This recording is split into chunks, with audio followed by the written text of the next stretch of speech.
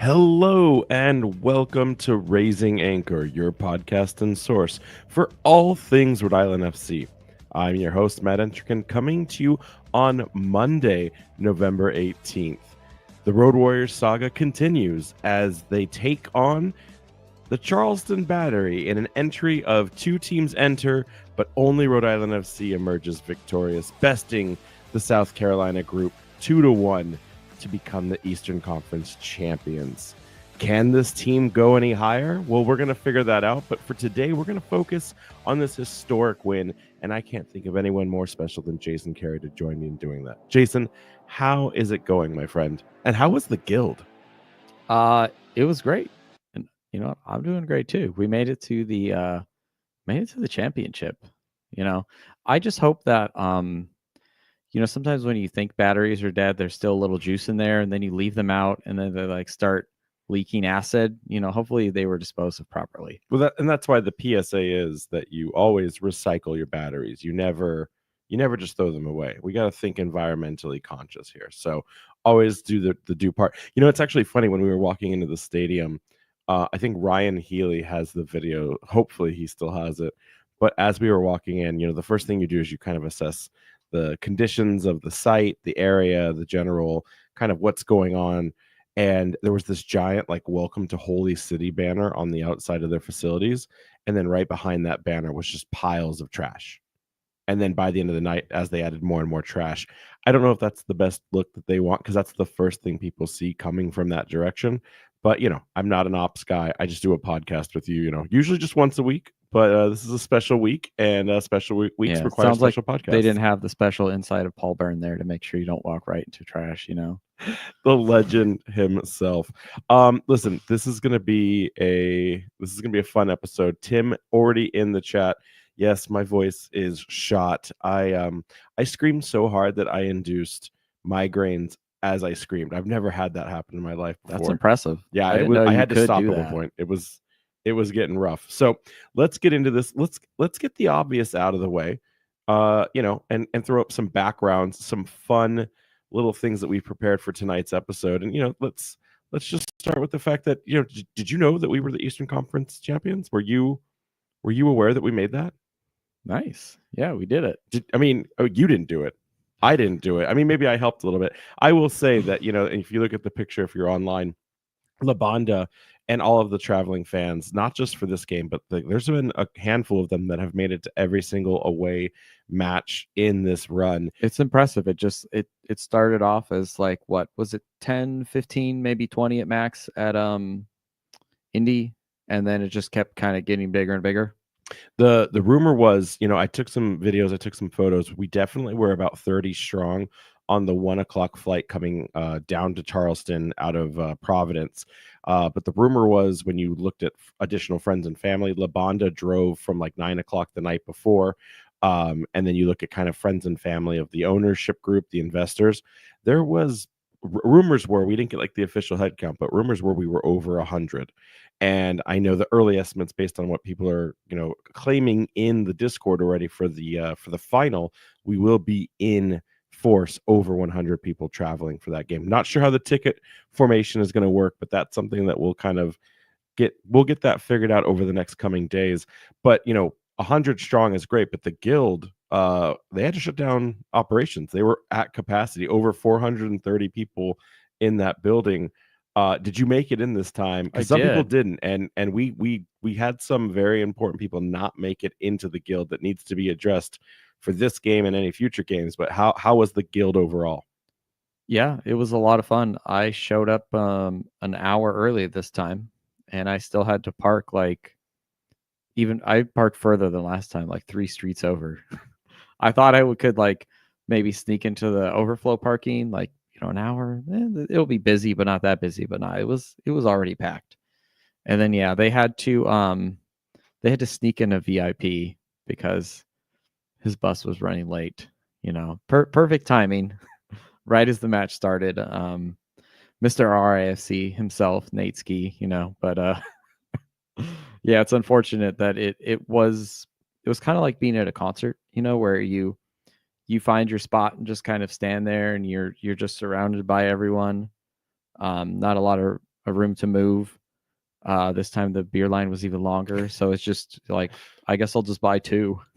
They almost need to figure out a way to just have only 2 different types of beer for the night. So And they it's just did kind of like start to push like, hey, go over here and we'll just sell you an RFC pale ale out of a can, just as like a quick like, here you go. yeah, but that's got to be more expensive than pouring liquid into a Yeah, plastic in cup. retrospect, I would that's one of those things where for a special event, you could limit the amount of flavors and just say we have 2, and then just constantly We being have a like, beer hey, flavor we've got and a beer flavor. yeah, we're just throwing pale ales constantly at you. That you want a pale ale? Okay, too bad. That's what you're getting. Like, here you go.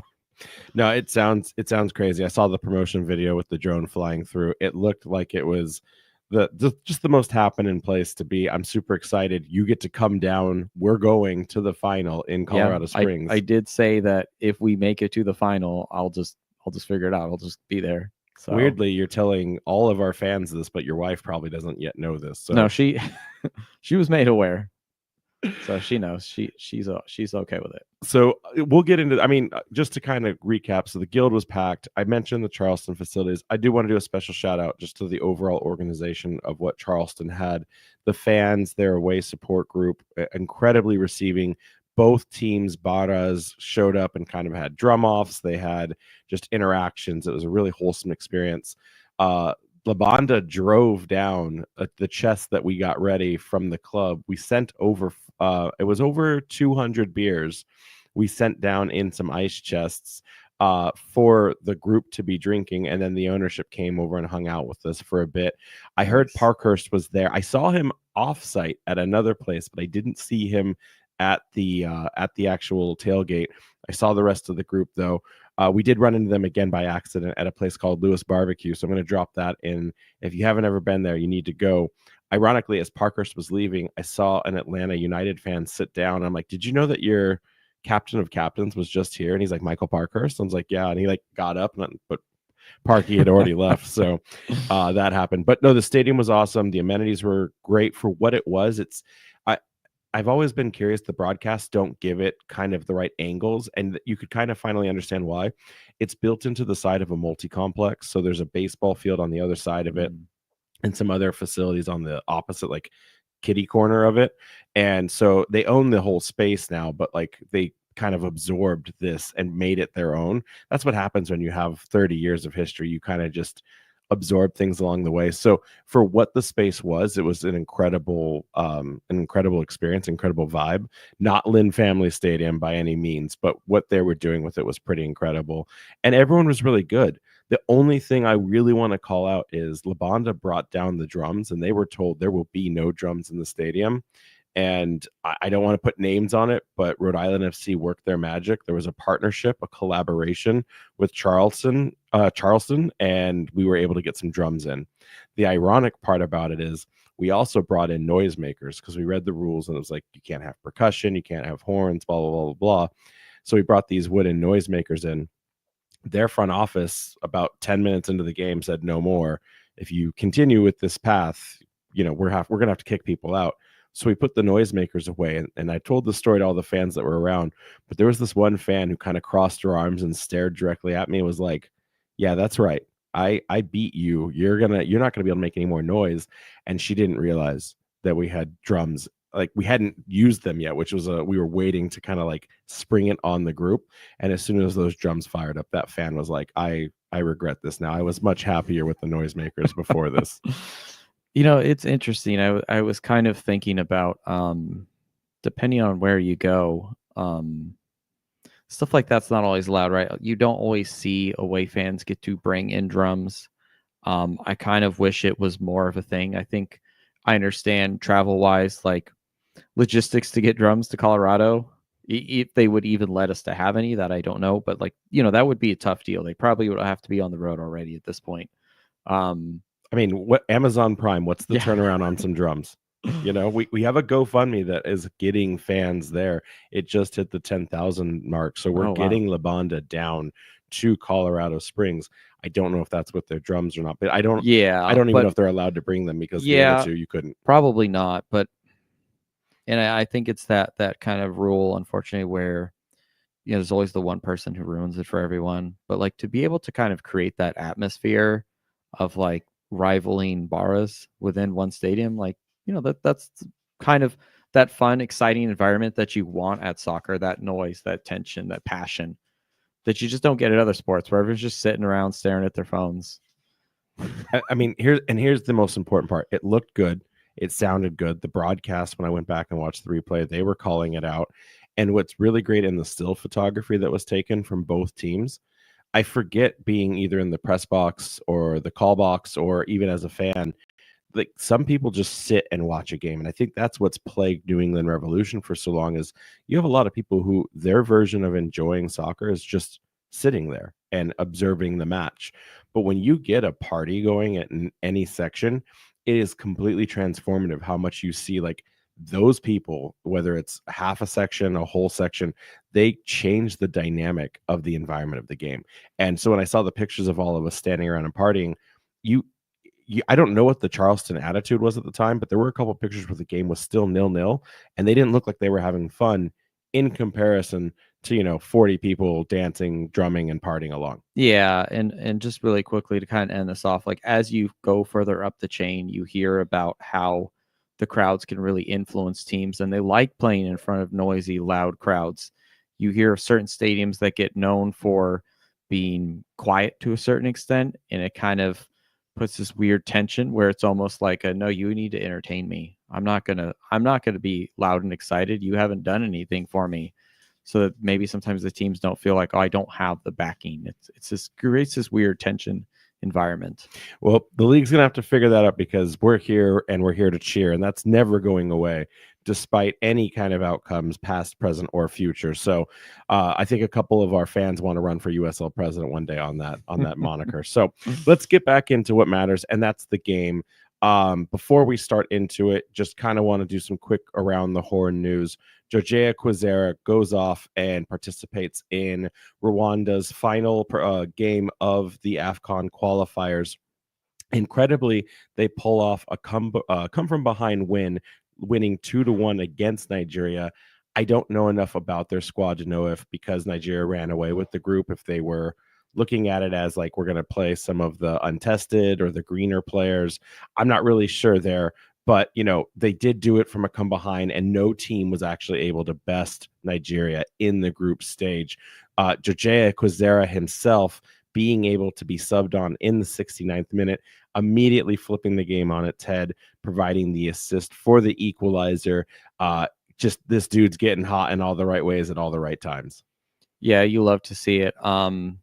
But there's kind of like a tint of sad news to there. So despite their come from behind win, they did tie for second place against Benin, but they lost out on goal difference. So, they scored 2 less goals in this tournament. You hate to see it happen, but I think it's a testament to something that maybe that squad is kind of, on the up and up, and maybe we'll, it's not the last we'll have to see Georgia Kwizera going off internationally because, he's been doing well for them. So I don't know if I can deal with the heartbreak of dealing with Georgia international call-ups more and more in the future. At least isn't their tournament, I think, is in January, like just February when we're not playing. So right. Well, then you got World Cup qualifications; those start back up, or they're still in the process of. For us, we don't have to worry about that in this particular run because we spend a lot of money and auto qualify.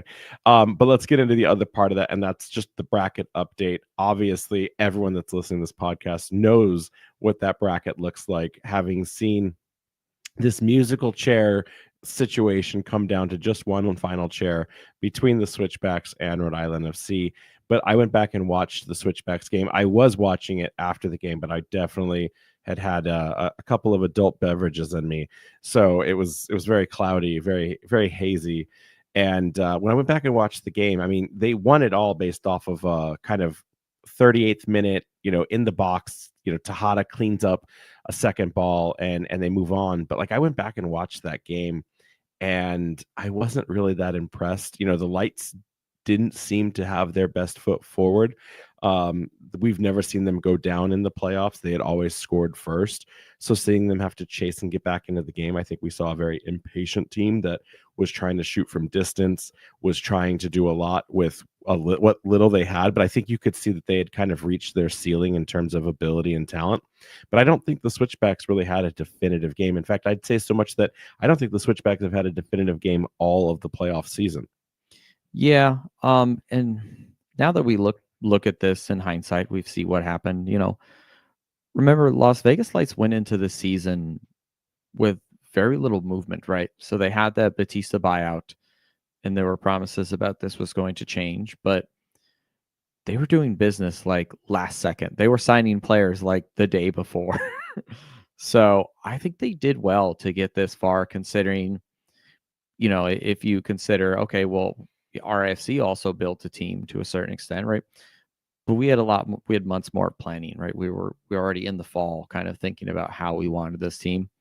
They're like, what if we just bought 6 players on the Saturday before the first Sunday match?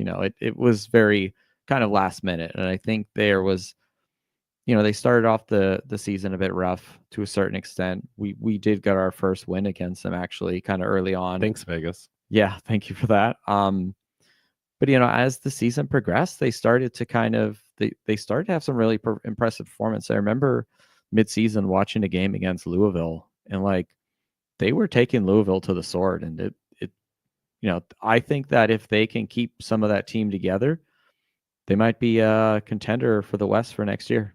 Yeah, we'll talk a little bit about the Lights at the end of the pod. One of our listeners wrote in a question around, coach of the year nods. And there's a real reason why Las Vegas Lights head coach Dennis Sanchez deserves to be in that conversation. So we'll talk about that a little bit more, but I think that that's spot on. It's the thing that just keeps me up at night about thinking about the performance of the West is that even with the Switchbacks, they only had 52 points for the regular season. Like, we were talking about the seeding and how we were supposed to best Las Vegas because we had 51 and they had 50. Colorado Springs Switchbacks had 52 points and they took second. They got 3 home games. They're getting to host the playoff or the championship final off of a 1-point variation.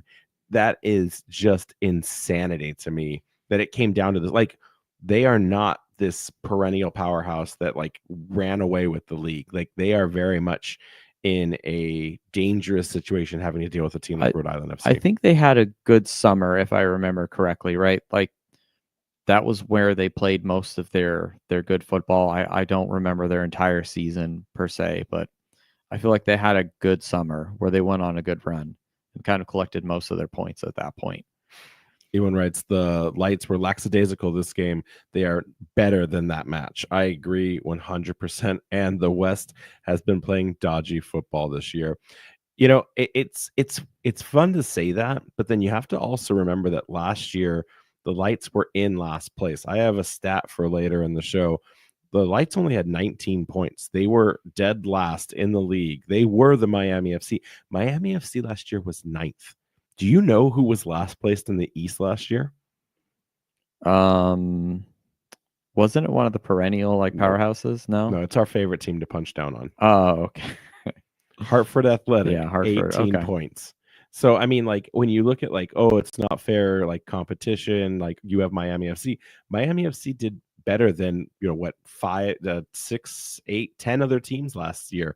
So it's not fair to say there's a Miami rule here. Las Vegas Lights were the Miami FC of last season. So full credit to them and everything that they're doing. But we got to focus in right here. Let's lock this in. Let's start to kind of cover what we saw, what we experienced in this historic Eastern Conference final. In a lot of ways, I feel like the game was a prediction. It was very telling. It was no surprise. And then on the other hand, at times things got completely flipped on their head. So Jason, why don't we walk first through the formation and kind of talk about the players? We got the players right, but maybe some change in the formation itself, some surprises there. Yeah, we were close. Close but no cigar, as they say. So as usual, Koke Vegas in the net. We had Dugan, Yao, and Stoneman as our back 3. So that's kind of where we got it a little wrong there. We weren't sure who was going to be the wing backs. And so we actually had Noah Fuson out on the left. And, in retrospect, it kind of makes sense. I see it. He's the way that he wants to play. We'll get to him a little bit later. But then also you got that midfield trio of Mark Ibarra, Zach Harivo, and Clay Holstead, with Mr. No Darce out on right wing back, which he has been doing pretty well at. So that's another understandable positioning, with Chico and Williams up top. Yeah, and then on that bench, you've got Gabby Alves, who we did predict would be the fill-in with Jojea Quizera out, Amos Shapir-Thompson, Joe Brito, Jack Panayiotou, Mark Doyle, Kofi Chumesi, and Jackson Lee round out the squad. Like you said, we had thought that it would make more sense to put more of the firepower defensively on that left side to contain Nick Marcanic, because one, we had seen Dugan play the left wing back role in the previous Charleston matchup, and we just thought that since Noah is kind of utility on either wing, and he's right-footed, that like it would make sense for him and his pace to be on that right side. He could link up with the likes of Clay Holstead, interchange between Chico and JJ. But on game day, it instead was Dugan remained in the left center back role of that back three. Obviously it works out. Fuson gets this incredible goal, which shot with his weaker foot, and we'll talk about that in a minute. But do you think that that's what needed to happen, or did you think, like, why do you think coach chose this instead of putting No Darce on the left and bringing Fuson on the right? With Fuson being right-footed, I think that he wanted him to kind of add to the attack there, so you get those better angles, right? The typical left winger shoots with it, cuts inside, shoots with their right, that kind of thing. Ironically, he scored a goal with a left foot, but I think he thought of him more for the attack there, especially with that midfield trio that we have, who are kind of running around, pressing everyone. I think that he felt comfortable enough that, even though Darce had the freedom to kind of push up there. And then on top of that, because you have a No Darce out there, you could even have him pull back and kind of slide the other guys over, almost create like a back four. There's a lot of options there that they had where they were able to drift around. And the way that these guys have been playing, where they're fighting for each other tooth and nail, and like covering each other when maybe someone's out of position. I think he set them up to kind of have that balance where you've got, No Darce who can contribute to the attack, but then you have it more attack minded on one side, and so there's kind of that motion where they can kind of move and adjust as the game flows. So I don't disagree with you, but we'll talk about it when it comes time to break down the shots. But Frank No Darce was no slouch when it came to the offensive contribution in this game. So it's almost like coach is Nostradamus and knows something about how he's kind of picking these teams. And even so, we'll get into also just, I think Morris Dugan was, for all intent and purpose, the man of the match for a lot of different reasons. But before we go into that, I want to talk about the match overall, and then we'll get into like where we each kind of landed on our talking points. And the first thing I'll tell any fan that's listening to us, if you watch the game live, whether you're at the Guild, in person, at your house, I would recommend you go back and watch the game again, because on rewatch for me, I didn't realize that the mics that they put on the pitch to get the ambient sound and like all of the comings and goings of the player interactions, they were way too close to Cano Smith in this game. You heard every single thought that was in that man's head just spill out onto the broadcast. And like, I mean, if you ever want to know a day in the life of Cano Smith, just go back and watch that game, because he just told it how it was. You could hear the fight. You could hear the determination to defend his guys on the pitch. And there were points where I had to stop and just kind of giggle, because Cano was just like, he was all over the fourth official. I would hate to be a fourth official having to deal with Cano Smith in a game. It sounds like that's got to be the worst job in the world. And then on top of that, like the other thing, just before we dive into this, I also want to address, like, I were you surprised at all of the pushback that we got from the community, especially around the Charleston fan base, about how like we played this super defensive park the bus type of style of play?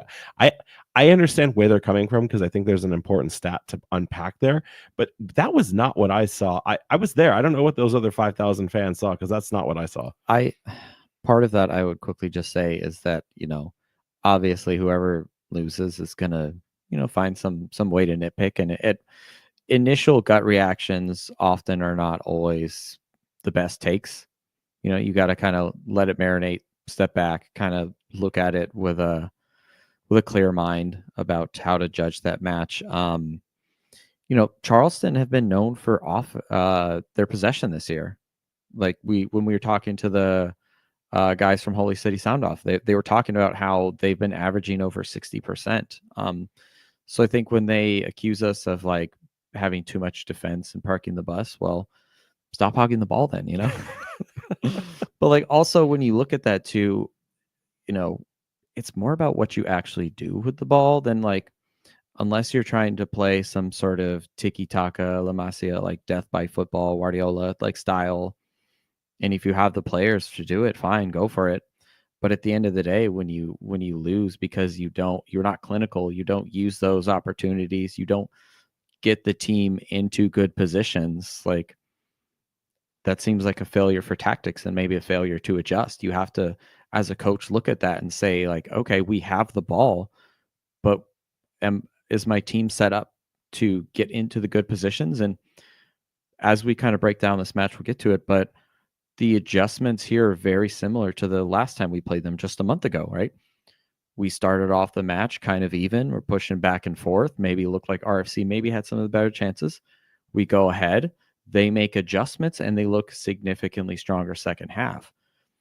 So maybe he, in both games, kind of got it wrong there in terms of like how he set his team up. I think that's partially it. I also would argue that it's really easy to understand the blueprint to what Coach Ben Pierman was trying to produce. Like you said, when it's possession-based ball, you have to be able to start out of the back. And when you're playing against a team that's anti-possession with a high press counter, the first thing you have to do is break the line that's been built in your final third. And if you can do that, you then have to put together an attack. But the problem with what RFC does is they're not all gas, no brakes, like some people are saying, but they risk enough people forward that there's very few passing lanes that are left available to where we don't have the back still stays locked down. And whether an additional player from those wing backs, that's why I think so many pundits and people that will follow this team like to call us a 5-3-2 instead of a 3-5-2, because we really will keep the appropriate numbers back, whether that's Mark Doyle quarterbacking from the center, or you keep Frank Nodarse on the pivot instead, or you keep, in this case, Noah Fuson. Like we strategically press at the front and then hold down the back, and that clogs everything. And one of the things that I saw, because the 60% possession that you were talking about from the previous conversations with Holy City, that carried over to this game. It was the same thing. One of our fewest amount of possession minutes that we had all season, and it was in a playoff game. But the really impressive thing, when you look at how this press just breaks apart a team that wants to hold the ball, is on the screen you'll see the actual possession in the channels for what Charleston had, and everything had to be brought out to the wing.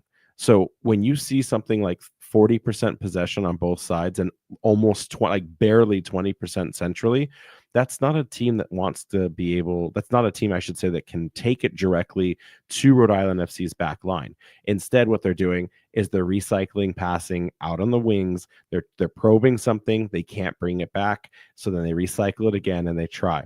If they're being pressed at the same time and they can't go centrally, then what else are they going to do but just clear the ball?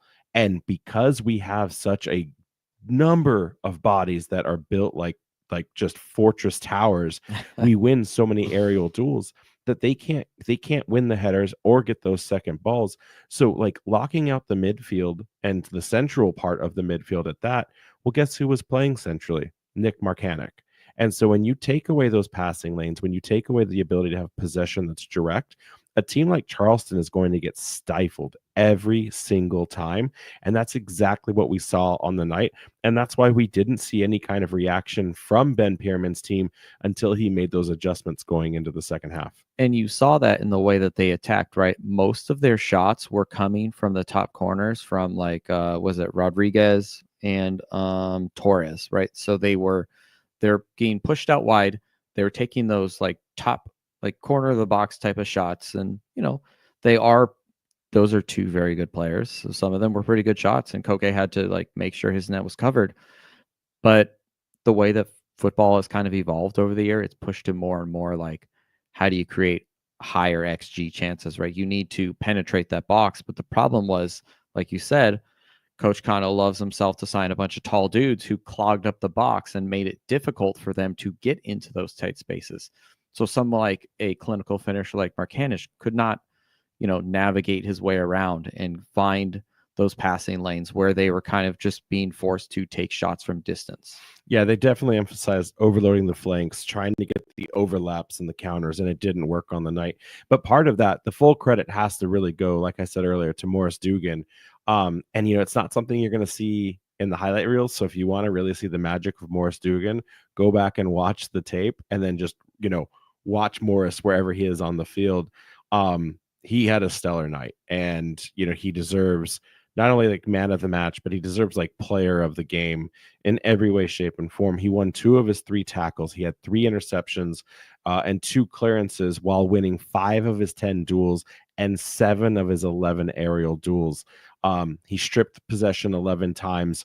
More than any player defensively. He was all over the place. He put Nick Marcanic in his pocket and said, "You're going to stay right here, and I'm going to go have fun and play soccer for 90 minutes." Nick Marcanic had no answer. He was limited to just 2 shots. The golden boot was limited to 2 shots, none of them on target. I mean, if you need the way to play soccer, if you need the tactician's rule book, the number 1 is score and win by scoring more. But number 2 is go find the person that scores on their team and don't let them score. It's that easy. And I think with Charleston, because they've spent an entire season, propping up Marcanic on this incredible run, it's really easy to isolate a single player and take them out of the game. Marcanic only generated 0.1 XG himself on the 2 shots that he took, and he only had 5 touches inside the box. That is not how you're going to have a player of that caliber be successful, especially in a playoff game. And a lot of that too, well, first off, let's finish. He also, he didn't get charged. There's a little bit of assault and battery there. There was lots of fights in this game, which was great. I loved the physicality of it. I kind of surprised no one got sent off. I really hope that he is one of the center backs. Maybe we can find a way to keep for another year. We'll get to that towards the end of the year. But I think another big thing that happened here too was we shut down the service to Marcanic, right? Too. So if you don't get him the ball enough because we are forcing the play out wide, Chico was like at times man marking Aaron Malloy, right? Our striker. So you shut down Aaron Malloy, the best passer creator in the league. Like, what can you expect? How are you going to create? That's why on the end of the night, while Battery did create some chances, they kind of look like a stifled version of themselves.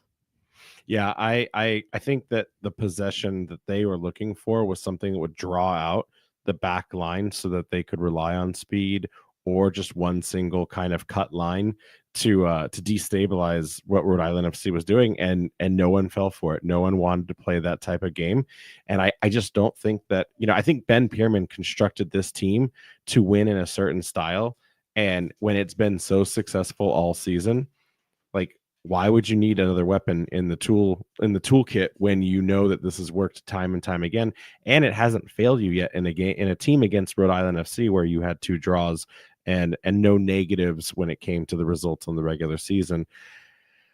It's hard to say, but all we can tell you for sure is that Kano Smith was rewarded, paid dividends on the night through this tactical kind of masterclass.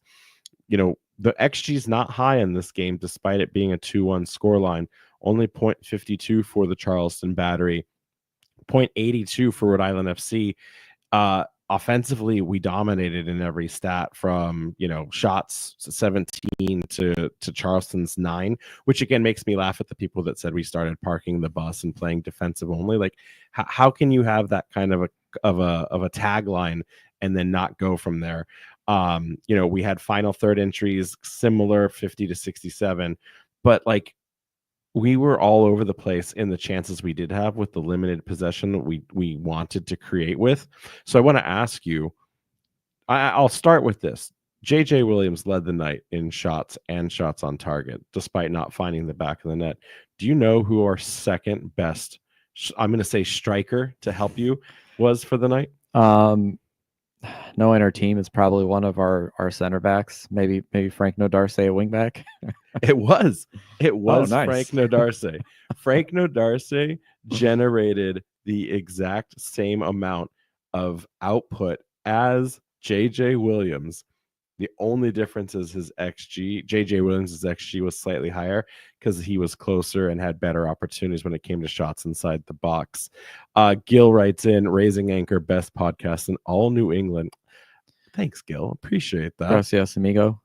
But I want to get back into this. So Frank Nodarce, JJ Williams, know if you saw, and Chico, even all pepper Adam Grinwis, the goalkeeper from Charleston Battery, had to make 5 saves on the night. He hasn't been tested that thoroughly since a random game against a very unusual Loudoun United that people couldn't quite figure out this season, and that was back in July. So like he hasn't had to work this hard in a long time. When the way that they possess the ball, they don't give their opponents a lot of the opportunities, but in this regard, it kind of played into our hands because we tend to play a little better when we don't have that much of the ball because of the like pressing transition style that our FC has done so well with.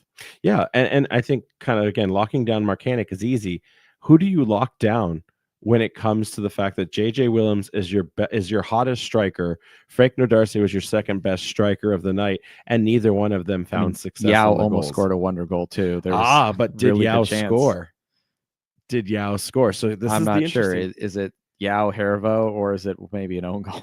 So this has been, no one can lock this down and confirm, but as of the broadcast, they initially gave it to Yao because it was a header redirect from an incredible Clay Holstead throw. And Clay Holstead has cannons on his legs and in his arms. He drops this perfect ball into the box. Stoke City is salivating at those long throw-ins. You know what? If you were to say what's the X factor between players of similar stat lines between Clay Holstead and someone else in his position of familiarity, that's like that like surplus thing. Like, yeah, but also Clay Holstead can throw a ball into the goal from the sideline. So but having said that, Yao goes in, he heads it, redirects it, they credit him with the goal, he celebrates like it was his, and then suddenly the league starts to walk it back and say it's a goal from Harivo. So now you go back and you watch it and you see Harivo boxing out Dos Santos, and a goal, the ball flies towards his feet and it goes in, and the camera angle, we don't have a better camera angle of it, but like when he goes over to celebrate with Yao, like full credit is given to Yao. So it makes you think like Harivo would have been like, me, like I did that. And so when I went to go write the notes for this, I started writing it as Harivo's goal and making the joke that Yao got robbed.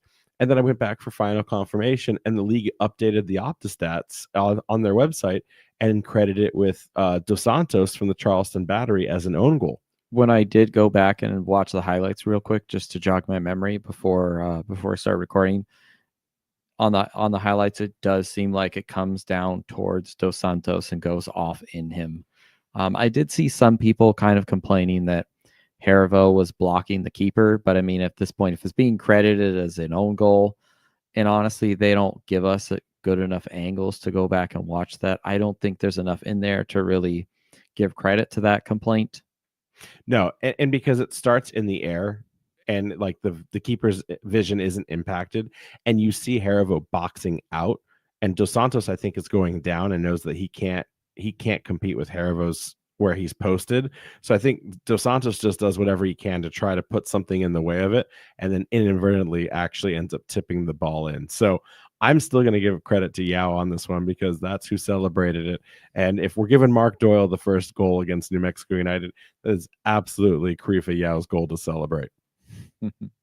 And yeah, talk about going up first. This is what we kind of both decided that the team needed to do to get the win here, right? You want to put yourself in that position where you force the other team to kind of be a little frantic, because these are games where a winner is necessary to move on. This is not just a league game where you say, okay, we can be a little more cautious here.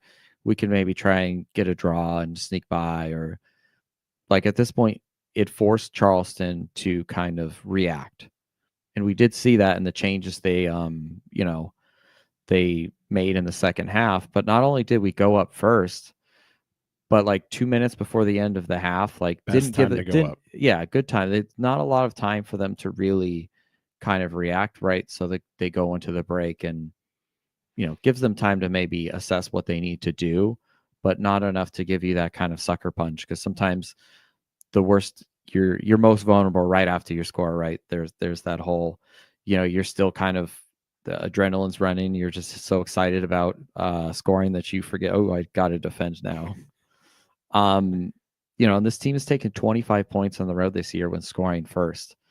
They've only lost 2 games this season. Who do you think one of those matches was where we lost going up first? I know Tampa Bay, but I'm afraid of the second one because you're smiling over there. Like, yeah, unfortunately, the other one was, you guessed it, the Colorado Springs Switchbacks. That's right. Which we will get to. We're separating it. We'll do a preview of that on Thursday. But I would argue that when I went back and looked at the lineup, that's not the same team. No, I don't think either one of these teams is the same team. And I think as long as Karifa and Steven Turnbull, which Turnbull, we have no idea if he'll ever be back this year for a game. As long as Karifa doesn't want to do an own goal, I think we're going to be just okay. Yeah, yeah, and I if fans don't remember, just to jog your memory, that was the match where Steven Turnbull kind of just lost his cool and just shoved someone down. He's just like, screw this. I want to stop playing immediately. Let's move on to the other goal. Let's move on to, I guess, the only goal that was scored by Rhode Island FC on the night. And that was one Noah Fuson. We didn't really get a chance to talk in the rushed Lou City review getting ready for this because we had so little time. But I remember one of the most noticeable difference makers that I've seen in this run of the playoffs has been the ability for these players to make movements with the ball. We've talked so much this year about like the anti-possession and being able to press, intercept, and then like be in the right places at the right time. But what was so fascinating, especially in the Lou game, is when we met with the counter press or even like the manned mark coverage, there were many times where they like a passing lane was actually closed down and we didn't want to move it back. So we were just like, I guess we'll just run forward, 20 yards and see what happens afterwards. Lots of space was created in the Louisville game. And I saw that again here. When you go back and look, they spent more effort and energy collapsing the passing lane for Clay to get it to Fuson, that once Clay was able to beat his man and get around the central midfielder, they gave Noah Fuson an easy 15 yards of space, which, I mean, sure, granted, he's running outside towards the corner, but like you're in playoff soccer, you can't afford to give that much space. And I'm willing to bet that Mark Segbers anticipated Noah was probably going to cross that ball as the golden playmaker. He cut left, did the step over, and I bet you he was like, the best he can do now is do a cross, and I can either body this or it's not a good enough angle. And then Fuson did exactly what Fuson does best and ruin goalkeepers' days. Yeah, he may be the golden playmaker, but he's gotten pretty good about kind of taking people one-on-one, and he's getting really comfortable about just kind of either curling it around the keeper or just kind of blasting it past him. Lots of one-on-ones this season that he's kind of getting better at. He's really channeling his inner Thierry Henry, the Henry of Rhode Island, some people say. Would you say Fuson is the Henry? Because I still think Jorge Quazera probably has more ability to take on. I mean, but so that's the thing, is like taking on people like that kind of. He doesn't have the assistant goal numbers though to back that up. I would, maybe make a different comparison for Quazera. Maybe we'll get to that one later when we after he puts up a big performance against the Switchbacks in his 20-minute cameo. But yeah, Mark Segbers probably wants that back after giving Fuson too much space there. That you can't let an inform winger, whatever you want to call him, beat you like that. You're already down 1-0. You can't give him that kind of space. He's going to kill you. No, especially when the guy goes on multiple podcasts and post-game interviews saying, if you let me in the top corner anywhere, I will, and you give me space, I will shoot and I will score. It was his other foot this time, and I think that was probably his best goal of the season. But oh my gosh, like that silenced the stadium, because at that point, and that's not even really the second goal, that was the third goal, if we're being completely honest. So Charleston at that point on life support as they go up 2-0, and the Battery are simply stunned. But we do have to walk it back because I want to talk about that second goal that never was. At the 51st minute, there's a throw in from Holstead, similar to the Carifo situation. The ball gets a quick deflection, gets reheaded back into the center of the area, and Frank Nodarce is right there, leaps up, gets all ball. MD Myers has to also try to backtrack and jump up into it, but Nodarce's leap is strictly vertical. It's straight up. He leans over to get the advantage on the heading contact with the ball, redirects it down to the feet of Chico. Chico taps it in for what should have been the second goal, except the referee whistled as soon as MD Myers and Frank Nodarce came together. I have to ask you, was this foul soft, or did Chico get robbed of a goal here? I think it was pretty soft. It was actually so loud in the guild, it was hard to tell what happened. I thought they called offsides. I'm like, that's like, what are we doing here? This isn't offsides. But yeah, I kind of understand it's unfortunate, but that default where sometimes the reality is just because of your size or height, if you go over the back of someone, you're usually going to get called for the foul there. At the end of the day, we didn't need it. We still won, but it would have been nice to have another one.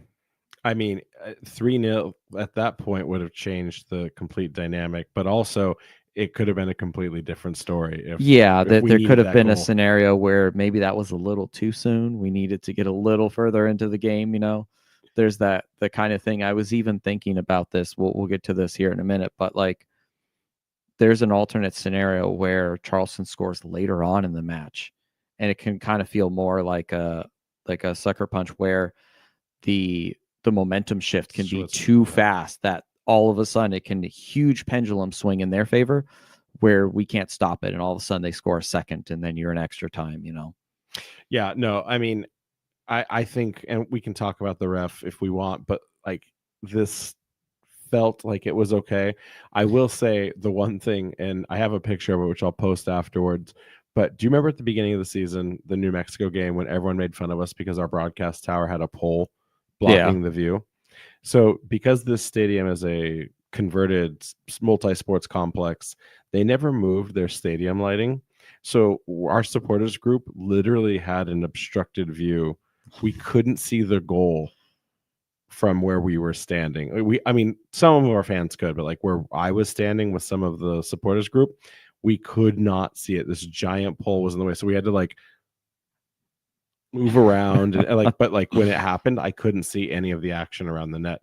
You'd think after 30 years you would know, like, hey, maybe in the off season, let's just get a crane, let's re-cement the foundation and move those lights, move like the pole a little back. Yeah, move it over a little bit. Yeah, I don't know, maybe their fans can start a GoFundMe.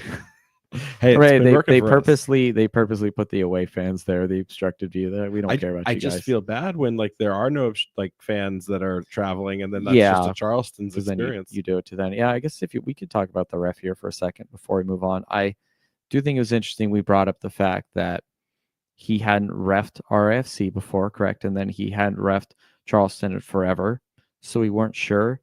And I think while some things could have been tightened up, I think overall it was, he let the game flow, even when it kind of turned into a wrestling match, and I was surprised no one was sent off. But I kind of enjoy. You want to see that kind of, especially in playoffs, right? You want to see a kind of heated, except you want both teams to actually want to be there and go for the win as opposed to, a dead rubber. Yeah, no, I listen, I understand that the reffing in this league will always be at best mediocre. I understand that, and I think that for every call that a Charleston Battery fan wants to complain about, we can find one on the reciprocating side. It's a balance in this league, and Yeah. it's something that we're just always going to have to learn to deal with. Where I find it so fascinating is like, to your point though, is like, does Rhode Island FC have this like bad juju out in the world about them? Because back to that 92nd minute when Emilio Yakaza started, like he was like that tiny like pest, like don't be a pest from South, don't be a menace. He just was all over the place and always getting in people's way. He was If there just being a was bulldog in the foul, midfield there, going picking fights with everyone. yeah, like, and even if he wasn't involved in the foul, he would get up in the players' faces. I remember one point, he collided with JJ Williams. JJ Williams has to have 2 feet on him, and he went down. And JJ, he did the right thing strategically, since he was the one going down with the contact and he had the weight, that he made sure he locked Emilio down as he fell, so Emilio couldn't like escape in case there was a quick reset and run a play. And so he didn't let him get up right away. And then JJ got up himself, and because he was on top, he could get up right away. And Yakaza like wrapped himself around him so that then JJ couldn't get up. JJ just like does what JJ does. Like, are you kidding me? Like, look at this. But like Yakaza was like, are you, like, it looked like he had, just been shot, the way he was selling it. And the same thing goes with the scrap. The whole thing started when he wrapped with Chico, and Chico goes off balance, and Yakaza pushes him, and Chico, I've never seen this before, Chico grabs Yakaza by his drawstrings of his shorts and just pulls him down with him, so they both go down. Unfortunately, it happens right in front of the Charleston bench, so like everyone's up and all of our players run in. But when you go outside of that and you look at it from the other perspective, after the end of that dust up, we walk away with like 4 yellow cards, and there's only one that goes to a Charleston player. And this is after Nick Marcanic ran up to the ref and chest bumped him, which is basically a red card any day of the week. Yeah, I don't know. Overall, I guess it's easy to say this because we won, right? But I'm kind of okay with most of what happened. I'm not too fussed about it. I think there was even a scenario, if we're being fair, where there was almost a real high boot by JJ. So he didn't, but it wasn't. He pulled it back, and the broadcast, and that's the best part, is when you get to go watch a game on repeat afterwards and you slow things down, you go look at that high boot that he pulled to Arland. No, wait, what is his name? Archer Leland. And he pulls it back right at the last second, but Leland sells the heck out of it and acts like he just got his face raked with the bottom of his boot. Yeah, and we've seen it happen before though, right? Where someone will go up, and then if you sell it good enough, you can get away with it. So I think maybe it didn't amount to anything, but in some ways you could say we got away with one there. I don't think we did. I honestly think this game was very well reffed, and I want to wrap it before we kind of give our final moments of the game. I have to give full credit to the Juan Torres wonder strike of that set piece goal. Second set piece goal in 2 back-to-back weeks for the Battery. When it was getting lined up, I was getting nervous, like that's taking too long. Aaron Malloy is going to sink that. And sure enough, goes in, gets just perfectly placed, dropped into the back of the goal. And I go, thanks, Aaron Malloy. And then the LED screen goes, Juan David Torres. And I'm like, oh, they have 2 players that can do this now. Like that is so unfair. But full credit, Labonda didn't stop drumming, but I gave us all a little golf clap, and I was like, please don't show up on the ESPN broadcast, as I'm appreciating what I just saw as the away traveling support. Yeah, that really was a wonder strike, and a really good goal. Like you said, you just kind of have to appreciate that even as an opposing fan. I think it's interesting in the lead up to this game, Ben Pyramid did say that set pieces are going to be a big deal in this match, and we did see that 2 of the 3 goals came from set pieces. So, it was kind of, I don't know, funny in a way that that's kind of how it panned out. I think it would have been incredibly ironic if all 3, but I think there's a Fuson stat out. decided, no, not today. I'm gonna finish this one off. I got this.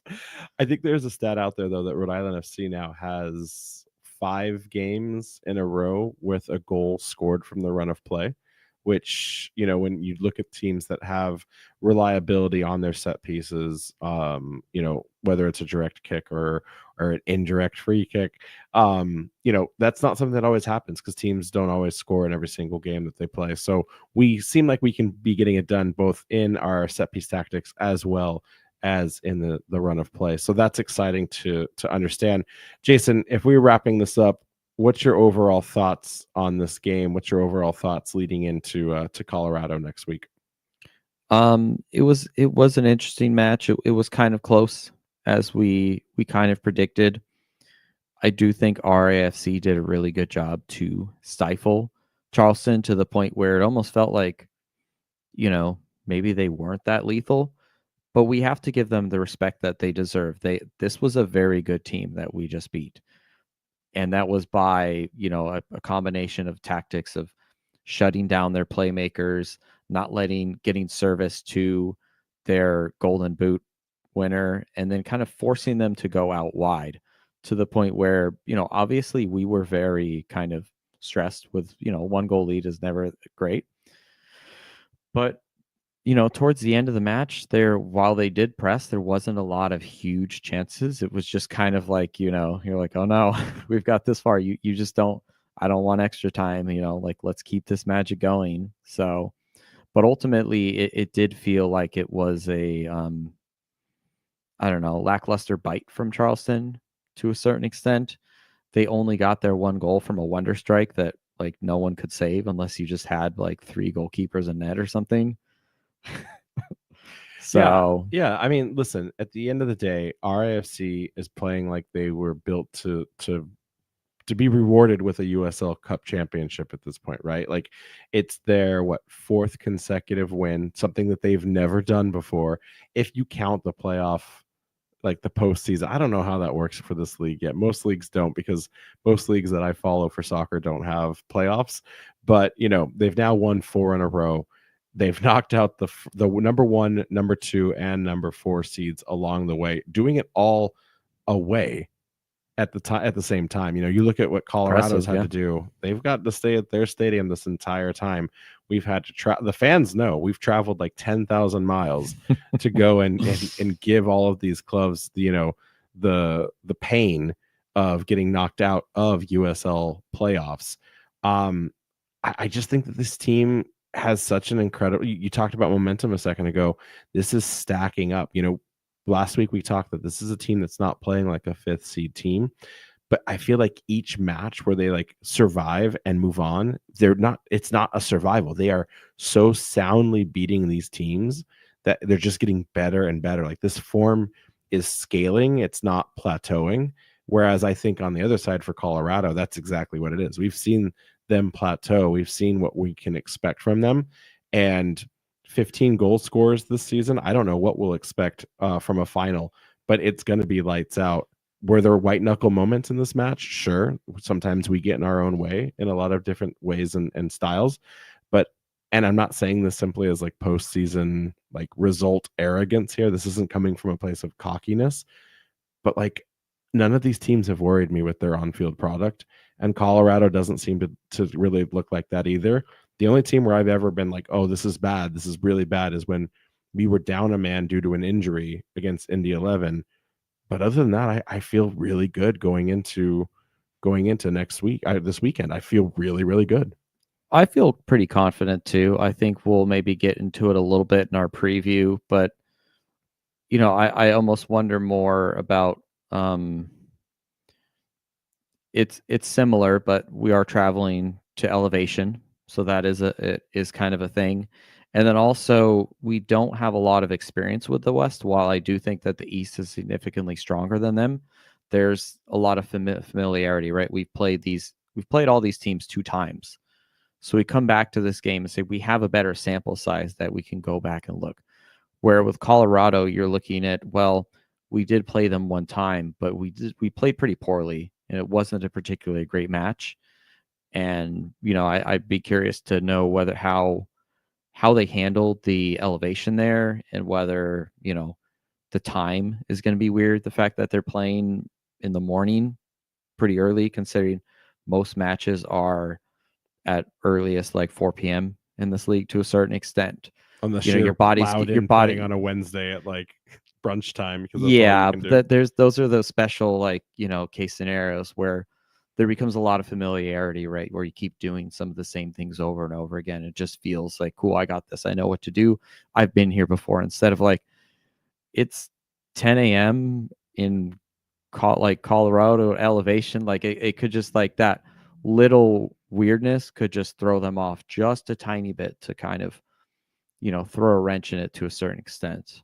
It's interesting. I think like when you say the time, I almost say, well, our body clocks would be 12. So we're closer to a normal time. Does that actually hurt Colorado players being local to a mountain time, right? So lots of questions to ask, and we're gonna have a very special guest, I hope. Yeah, I'm gonna say it so that way I will it into existence, because we've tried this before and it fell short. But like, I'm gonna lock down, I'm gonna put the good vibes out there. He's committed to it, but he's such a busy man. You never know if we're actually gonna get him. But we are supposed to have lead USL analyst Devin Kerr, who will be on the call for CBS for the USL Championship final. We will have him on Thursday to break down a preview of this matchup. So I'm super excited. We've been partnering with him, and you better believe we're going to ask him if this is the greatest expansion team of all time. We're gonna open that can of worms back up. And listen, no matter what, whether we win it all or not, it's still a historic run, and I can't wait to. I can't deal with the fact that we have basically 90-ish minutes left to get an answer to that question. It's going to be awesome.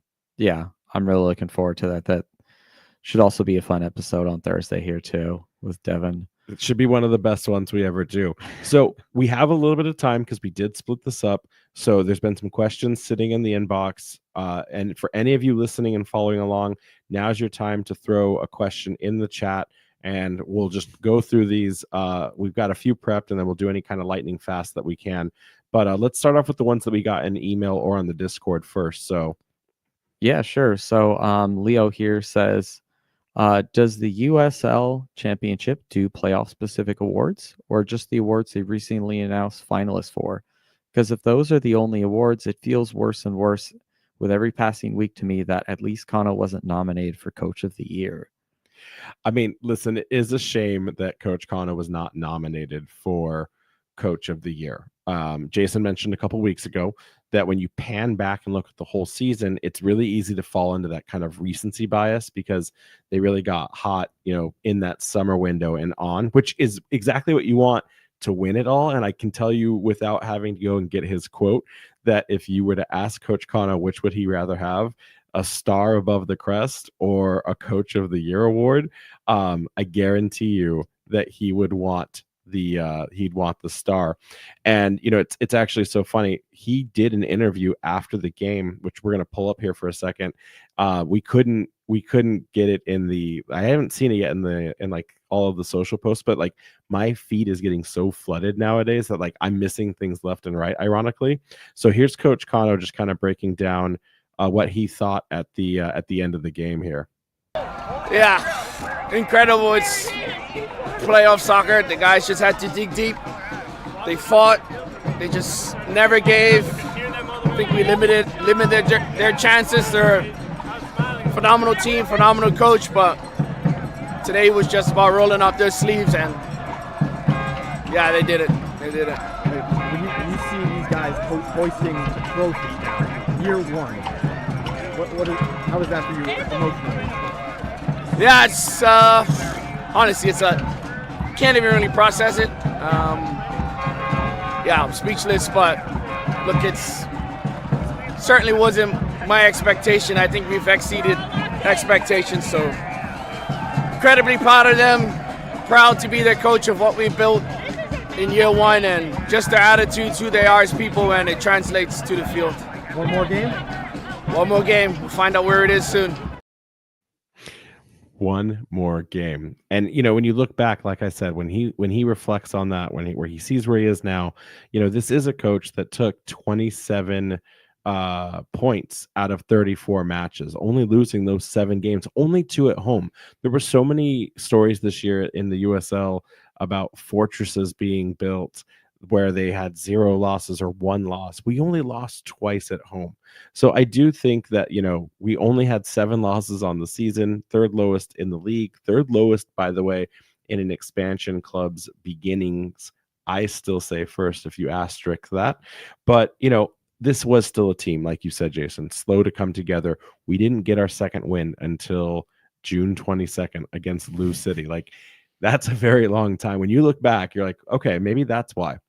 And so I will say, while I want Cano to get a Coach of the Year nod, you can't discount what Danny Cruz did with Lou City, earning the most points in USL history with that group. You can't deny what Eric Quill did with New Mexico United, bringing them from the bottom of the table to the first place seed in the West. You almost have to give both of those coaches the nod. So I guess where you could maybe say he could have slotted in was taking the nod to Dennis Sanchez with the Las Vegas Lights. But like we said at the top of the episode, this is a guy that had 2 weeks to build an entire team on a like child's allowance for like school lunch money.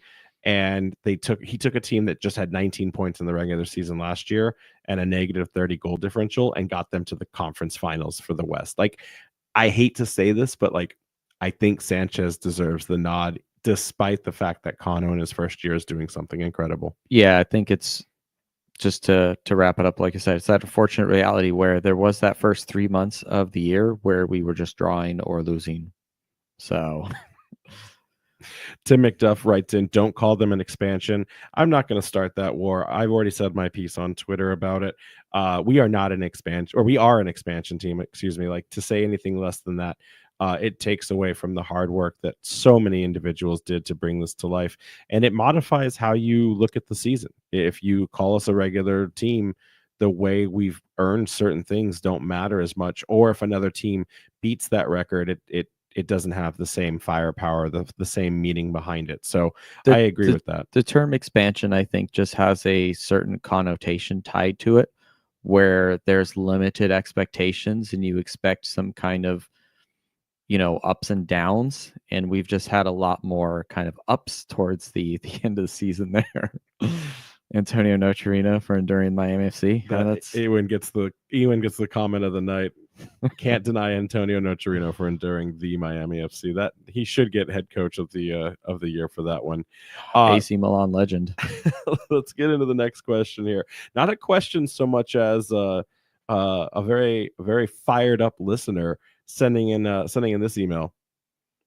So he writes in, Joe P writes in, hey Jason and Matt, do you believe now, 1 game away from joining the 1974 Rhode Island Oceaneers, history is repeating itself 50 years later? Jason, what is Joe talking about? And how can't do you wait to buy masses? the Olive and York Oceaneers jersey special release kit that they're going to do. But so Joe's referring to a Division II American Soccer League team that went 16-0-2, allowing only 9 goals in their inaugural season, and went on to defeat the New York Apollo to be crowned champions. If this is kind of soccer deja vu for Rhode Island, I'm here for it. I knew that they were good. I know that they only got to play a few years, so hopefully we don't repeat that part of the Rhode Island Oceaneers, because we've got a nice new shiny stadium and we won't be playing in Pierce Field. And then we got another one here from Taras. He wants to know, how will RAFC combat the effects of the altitude? I seem to remember the last game in Colorado, they ran out of gas at the end.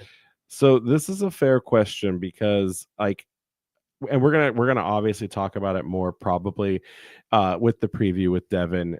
Altitude and the acclimation to altitude. We kind of talked about it in the first game that we played against them. You can go in extremely early if you have the time and get your team set up so that they can kind of get more, let's just call it minutes in that kind of a region and zone.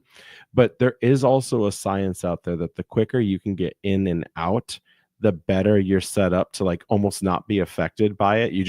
You feel certain aspects of it, but you don't get all of the nasty side effects. But that's usually sports organizations that like have their own planes, have their own facilities. And so like they get on that charter, they land 5 hours before their game, and they get out of Dodge. My guess is to give them as much time as possible. I wouldn't be surprised if the team flies out tomorrow to give them a 3-day ramp up to get used to training in altitude. But it's really going to be anyone's guess on what happens.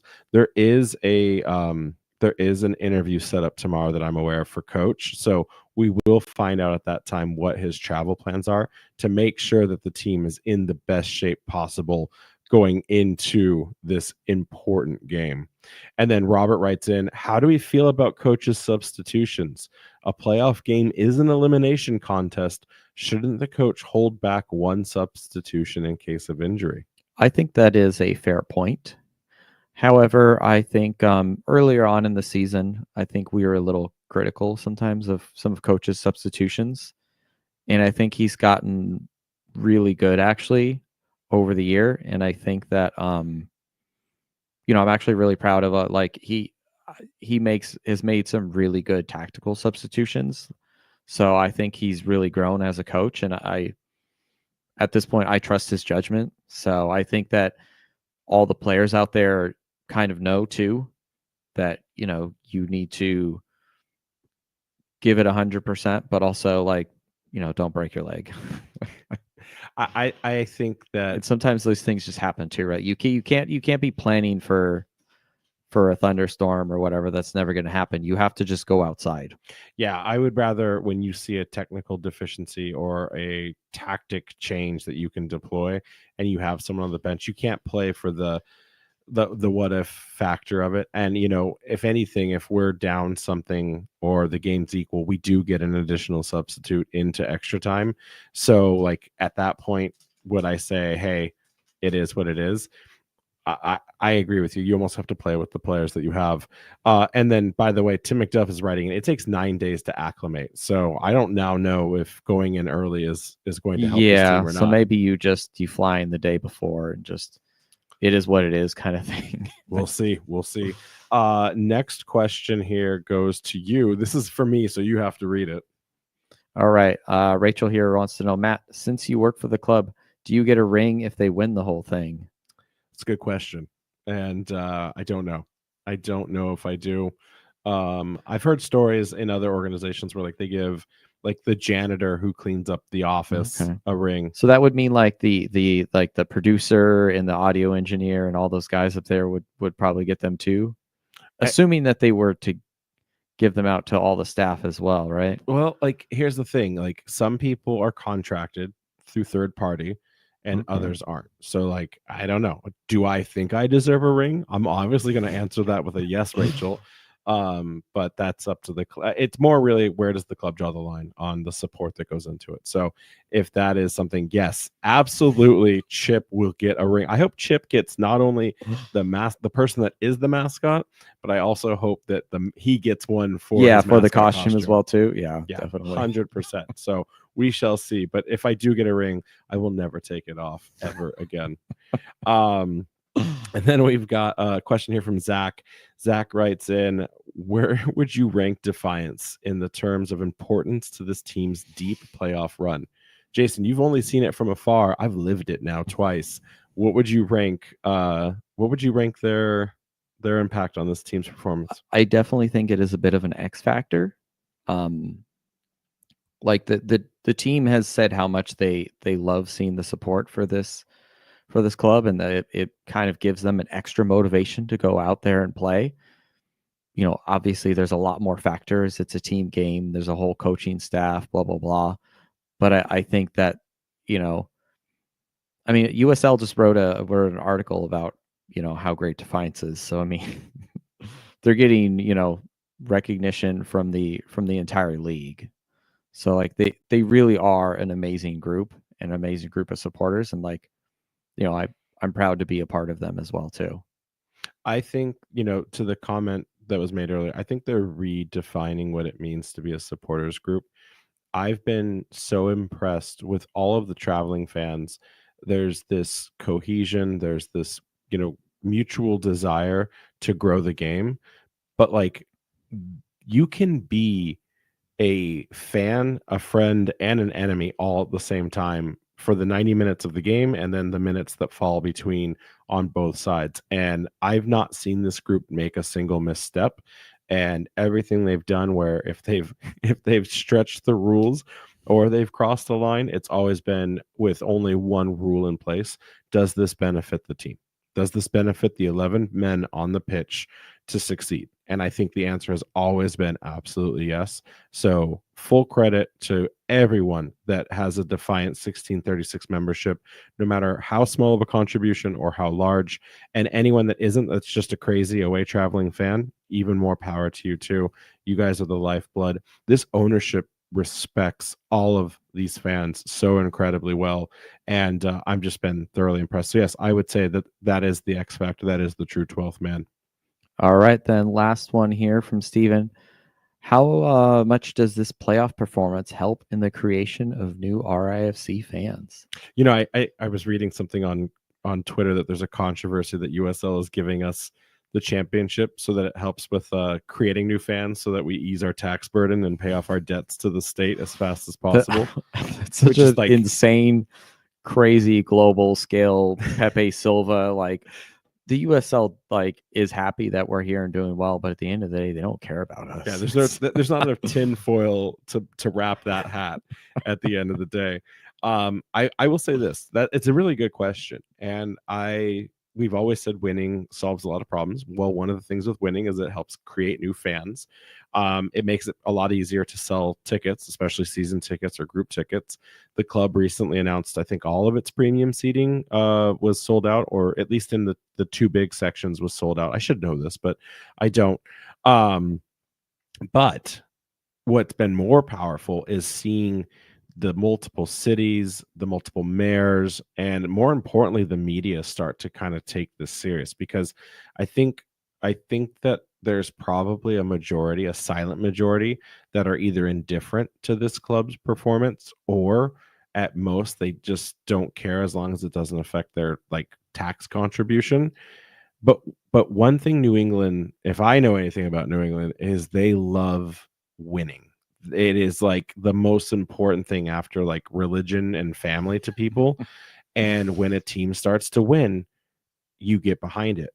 The difference with New England fans is they're not bandwagon. They don't just love it once. Once you hook them into winning, they want more of it. And then they expect it from you all the time. And then they get really angry when you start to fail. You all got any of that winning? Yeah, exactly. So this is the hook that this club needs to continue to spotlight not just this estate, but maybe even the immediate New England area. If you like being a part of a championship organization, if you like being able to brag that you come from a place and a state and a sport where you have winners, come check us out. And I think the timing is perfect. I mean, I want to win everything. Make no mistake. I want the crest. And I will say this now on the podcast. If we win, I'm getting my first ever tattoo of Rhode Island FC somewhere on this body. Don't know where, don't know how big, don't know what, but teardrop. You're hearing RFC. It here.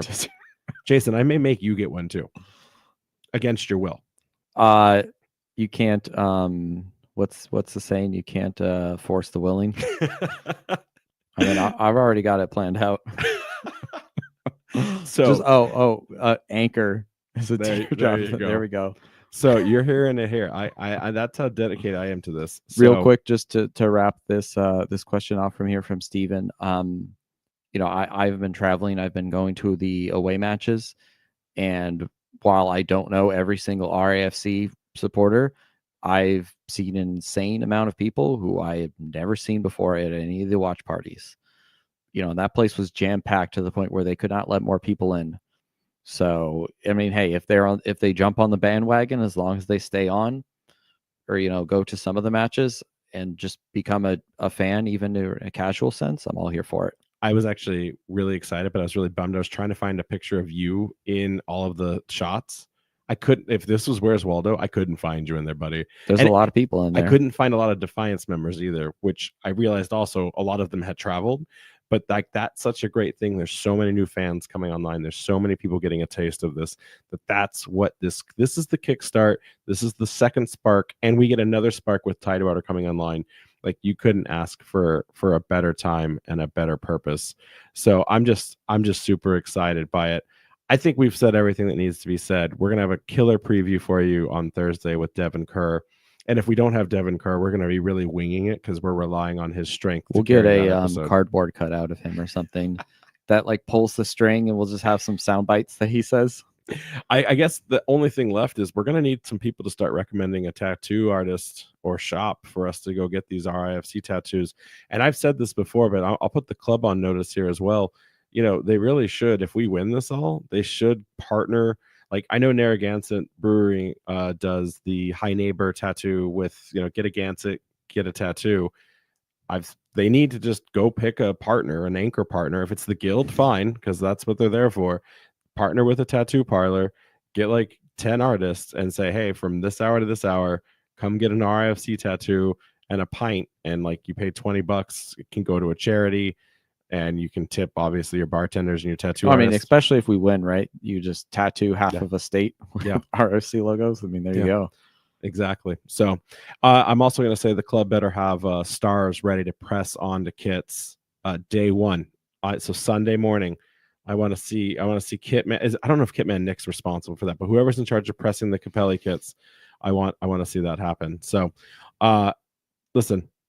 This has been a heck of a run. No matter what happens this weekend, I'm here for it, and I've loved every single moment of it, buddy. Especially getting to sit here on a Monday night with you. Yeah, it's been great.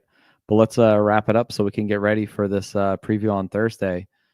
So make sure to check us out, as well as our friends over at the Blazing Musket for all of your New England soccer coverage. That includes RIFC, and that's at theblazingmusket.com. You can follow us on Twitter, Threads, and TikTok at RIFC. We've also been kind of using Blue Sky, especially now.